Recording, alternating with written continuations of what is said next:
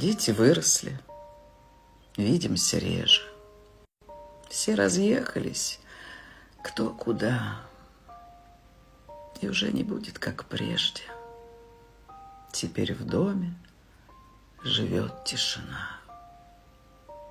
Ничего, я уже привыкаю.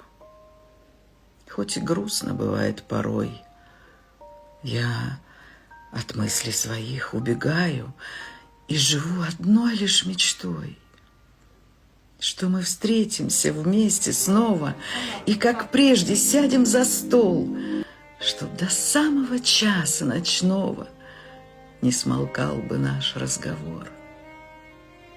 Но мечта остается мечтою, детям некогда, они все в делах.